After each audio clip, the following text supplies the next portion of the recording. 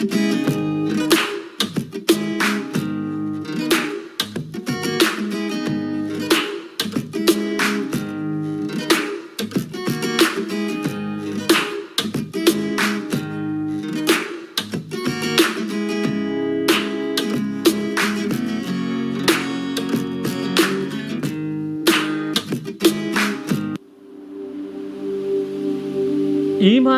के सम्मेलन में श्री हरिशंकर परसाई प्रस्तुत व्यंग्य रचना में एक सामाजिक असंगति की ओर संकेत किया गया है। इसमें हास्य और व्यंग्य का सुंदर सम्मिश्रण है। इस रचना के माध्यम से परसाई जी ने ईमानदार कहलाने वाले लोगों की बेईमानी का पर्दाफाश किया है। मैंने कतई ऐसा कुछ नहीं किया जिससे ईमानदार माना जाऊं। ना जाने उन्हें कैसे यह भ्रम हो गया कि मैं ईमानदार हूं। मुझे पत्र मिला। हम लोग इस शहर में एक ईमानदार सम्मेलन कर रहे हैं। आप देश के प्रसिद्ध ईमानदार हैं। हमारी प्रार्थना है कि आप इस सम्मेलन का उद्घाटन करें। हम आपको आने जाने का पहले दर्जे का किराया देंगे तथा आवास, भोजन आदि की उत्तम व्यवस्था करेंगे। आपके आगमन से ईमानदारों तथा उदयीमान ईमानदारों के बड़ी प्रेरणा मिलेगी। मैं गया, लेकिन अल्फिया कहता हूं कि ईमानदारी के लिए नहीं गया। ईमान से मुझे कुछ लेना देना नहीं है। मुझे यह हिसाब लगा कर गया कि दूसरे दर्जे में जाऊंगा और पहले का किराया लूंगा। इस तरह 150 रुपए बचेंगे। यह बेईमानी कहलाएगी। पर उन लोगों ने मुझे राष्ट्रीय स्तर का ईमानदार माना ही क्यों? स्टेशन पर मेरा खूब स्वागत हुआ। लगभग 10 बड़ी फूल मालाएं पहनाई गई। सोचा आसपास कोई माली होता तो फूल मालाएं भी बेच लेता। मुझे होटल के एक बड़े कमरे में ठहराया गया। मेरे कमरे के बाएं और सामने 2 हॉल थे, जिनमें लगभग 30-35 प्रतिनिधि ठहरे थे। मेरे 2 ईमानदार साथी भी मेरे ही कमरे में आ गए। मैंने सोचा ताला लगाया जाएगा तो उन्हें तकलीफ होगी। मैंने ताला नहीं लगाया। उद्घाटन शानदार हुआ। मैंने लगभग 1 घंटे का भाषण दिया। लोग जा चुके थे। मैं था मुख्य अतिथि। मुझसे लोग बातें कर रहे थे। मैं चलने लगा तो चप्पल पहनने गया। देखा मेरी चप्पलें गायब थी। नई और अच्छी चप्पलें थी। जब वहां एक जोड़ी फटी पुरानी चप्पलें बची थी, मैंने उन्हें ही पहन लिया। यह बात फैल गई कि मेरी नई चप्पलें कोई पहन गया। एक ईमानदार डेलीगेट मेरे कमरे में आए। कहने लगे, क्या आपकी चप्पलें कोई पहन गया? मैंने कहा, हाँ, इतने बड़े जलसे में चप्पलों की अदला बदली हो ही जाती है। फिर मैंने ध्यान से देखा, उनके पांवों में मेरी ही चप्पलें थी। वह भी मेरा चप्पलें देख रहे थे। वे बहुत करके उनकी ही थी।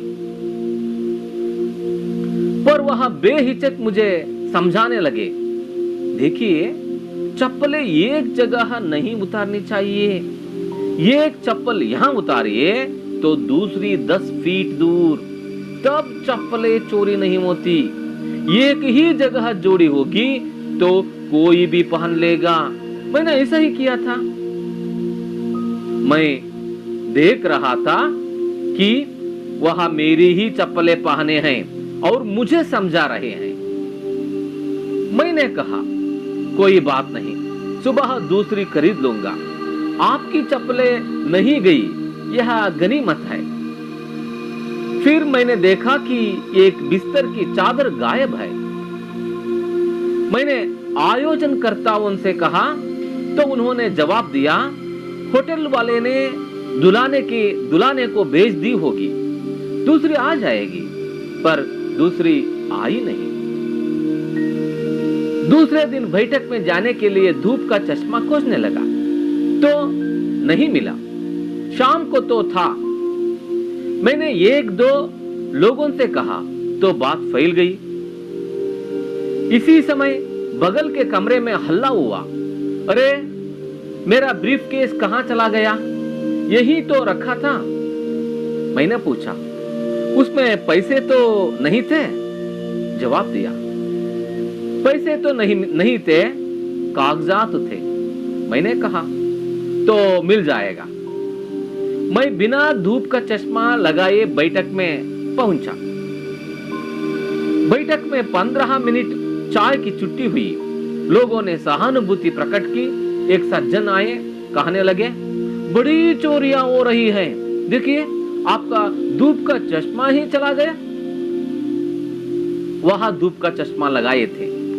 मुझे याद था एक दिन पहले वहां धूप का चश्मा नहीं लगाए थे। मैंने देखा जो चश्मा वहां लगाए थे वहां मेरा ही था। कहने लगे, आपने चश्मा लगाया नहीं था? मैंने कहा, रात को क्या चांदनी में धूप का चश्मा लगाया जाता है? मैंने कमरे की टेबल पर रख दिया था। वह बोले, कोई उठा ले गया होगा। मैं उन्हें देख रहा था और वह मेरा चश्मा लगाए इत्मीनान से बैठे थे।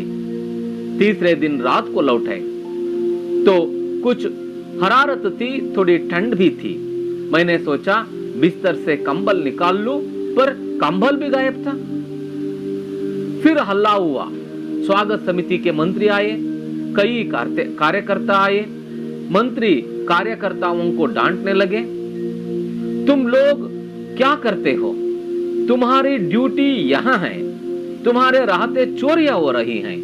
यहाँ ईमानदार सम्मेलन है, बाहर यहाँ चोरी की बात फैली तो कितनी बदनामी होगी। कार्यकर्ताओं ने कहा, हम क्या करें? अगर सम्माननीय डेलीगेट यहां वहां गए तो क्या हम उन्हें रोक सकते हैं?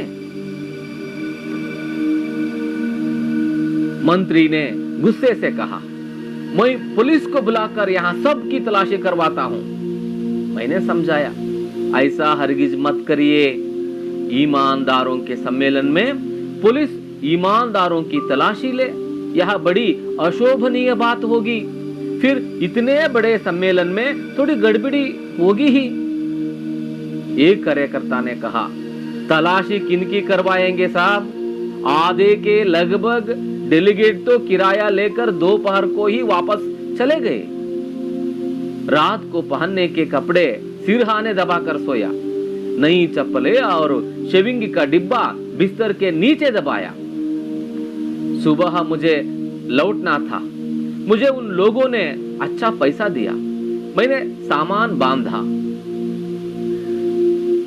मंत्री ने कहा, परसाई जी, गाड़ी आने में देर है, चलिए स्वागत समिति के साथ अच्छे होटल में भोजन हो जाए। अब ताला लगा लेते हैं। पर ताला भी गायब था। ताला तक चुरा लिया। गजब हो गए। मैंने कहा, रिक्शा बुलवाइए, मैं सीधा स्टेशन जाऊंगा, यहां नहीं रुकूंगा। मंत्री हैरान थे, बोले, ऐसी भी क्या नाराजगी है सर? मैंने कहा, नाराजगी कतई नहीं है। बात यह है कि चीजें तो सब चुरा ली गई, ताला तक चोरी में चला गया। अब मैं बचा हूं, अगर रुका तो मैं ही चुरा लिया जाऊंगा। पाठ का आशय, इस जगत में अच्छाई बुराई दोनों दिखाई देती है। हंस क्षीर न्याय की तरह इनमें हमें सिर्फ अच्छाई को अपनाकर बुराई को छोड़ देना चाहिए। बेईमानी भी एक अवगुण है। बेईमानों पर व्यंग्य करते हुए प्रस्तुत रचना द्वारा लेखक ने सचेत किया है कि हम बेईमानी से दूर रहें।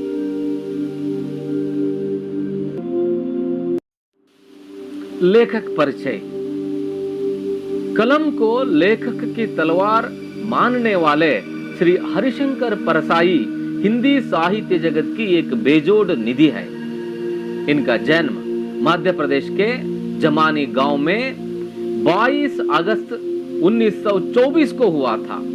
इनकी कुछ प्रमुख रचनाएं हैं हंसते हैं रोते हैं, भूत के पांव पीछे, सदाचार का तावीज, वैष्णव का फिसलन आदि।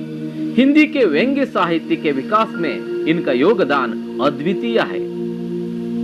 शब्दार्थ पर्दापाश अनावरण अनावरण अनावरणगొಳ್ಳು, ಕತಯಿ ಹರ್ಗಿಜ್ ಕಭಿ ಭಿ ಎಂದೂ ಕೂಡ ಯಾವಾಗಲೂ ಸಹ, ಹಲ್ಫಿಯಾ ಕಸಂ ಸೆ ಆಣೆ ಪ್ರಮಾಣ, ತಕ್ಲೀಫ್ ಕಷ್ಟ ಕಷ್ಟ ಕಷ್ಟ, ಶಾನ್ದಾರ್ ವೈಭವಯುತವಾಗಿ ಅದ್ಧೂರಿಯಾಗಿ, ಡೆಲಿಗೇಟ್ ಡೆಲಿಗೇಟ್ ಪ್ರತಿನಿಧಿ ಪ್ರತಿನಿಧಿ, ಜಲ್ಸಾ समारोह उत्सव समारंभ उत्सव, हिचक संकोच नाचिके, गनीमत खुशी की बात संतोषद संगति, चश्मा ऐनक कन्नडक, कागजात कागज पत्र कागद पत्र, हल्ला शोर गद्दल गलाटे, इत्मिनान भरोसा विश्वास विश्वास ನಂಬಿಕೆ, ಹರಾರತ್ ಹಲ್ಕಾ ಜ್ವರ್ ಹಗೂರವಾದ ಜ್ವರ, ಹರ್ಗಿಜ್ ಬಿಲ್ಕುಲ್ ಖಂಡಿತವಾಗಿ, ಕಿಸಿ ದಶಾ ಮೇ ಖಂಡಿತವಾಗಿಯೂ, ಸಿರ್ಹಾನ ತಕಿಯಾ ತಲೆದಿಂಬು,